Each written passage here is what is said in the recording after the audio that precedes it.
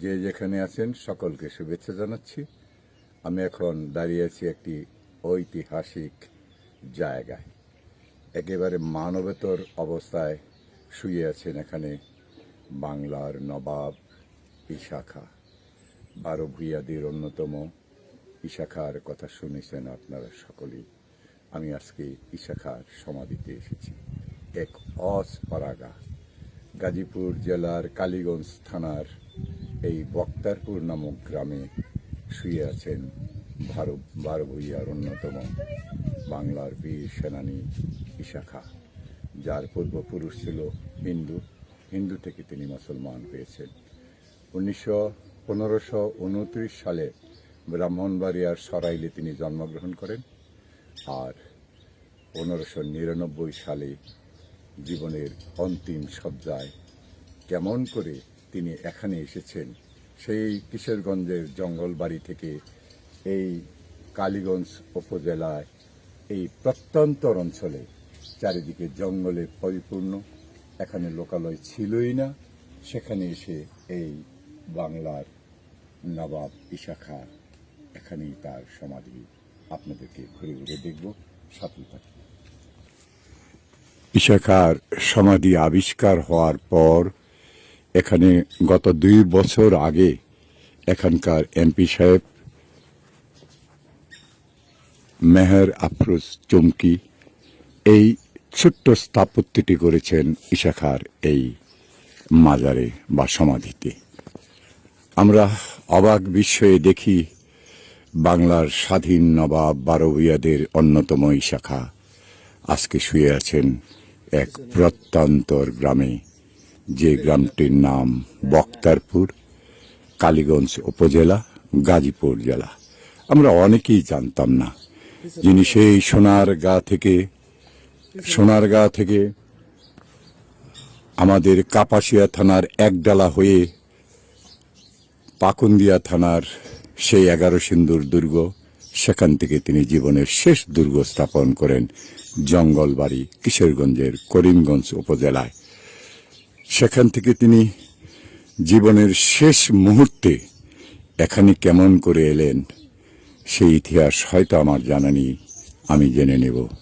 তিনি এখানে এসে মৃত্যুবরণ করেন 1599 সালে এই জায়গাটায়। অবহেলায় অযত্নে শতাব্দীর পর শতাব্দী এই সমাধিটা এখানেই পড়েছিল, কবরটা অযত্ন অবহেলায় ছিল। এখন 2021 সালে আপনারা দেখতে পাচ্ছেন ঈশা খাঁর সমাধি উদ্বোধন করেছেন জনাব মেহের আফরোজ চুমকি, মাননীয় এমপি, এবং সেটা করেছেন 1 ডিসেম্বর 2021 সালে এটা নির্মাণ করেছেন। ধন্যবাদ। ইতিহাসকে তিনি সম্মান করেছেন এই অবহেলিত জনপদে, যেখানে বাংলার বাঘ, বাংলার সিংহ এককালে প্রতাপশালী এই বাংলাকে তিনি রাজত্ব করেছেন। তিনি শুয়ে আছেন অবহেলা অনাদরে এই গ্রামের প্রত্যন্তর অঞ্চলে। আমরা আপনাদেরকে ভেতরের দিকটা দেখাবো, আর চারিদিকটা আগে দেখাই, তারপর আপনাদেরকে ভেতরের সমাধিটা দেখাবো।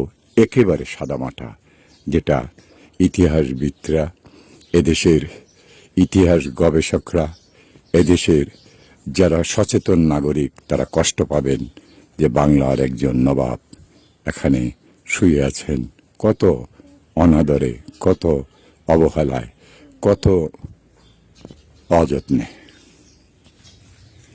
একেবারে ছোট্ট পরিসরে এই সমাধি এখানে স্থাপন করা হয়েছে, ছোট্ট অথচ নান্দনিক। আমি বাংলাদেশের মাননীয় প্রধানমন্ত্রী বঙ্গবন্ধু কন্যা শেখ হাসিনার দৃষ্টি আকর্ষণ করছি। এই যে সামনে জায়গা পড়ে আছে, এটা নাকি একসময় পুকুর ছিল, এটা জনশ্রুতি রয়েছে। এখানে একটি পর্যটন কেন্দ্র গড়ে তোলার জন্য, ইতিহাসকে মূল্য দিয়ে, ইতিহাসকে সম্মান দিয়ে, ইতিহাসের এই ঐতিহ্যকে রক্ষা করার জন্য আমি একজন নাগরিক হিসাবে জোর দাবি করছি। এখন আপনাদের সামনে যে ছোট্ট লাল দালানটা দাঁড়িয়ে আছে, এর ভিতরে শুয়ে আছেন আমাদের সেই বাংলার নবাব, স্বাধীন নবাব ঈশা খাঁ। আমি এখন উত্তর প্রান্ত থেকে আপনাদেরকে দেখাবো।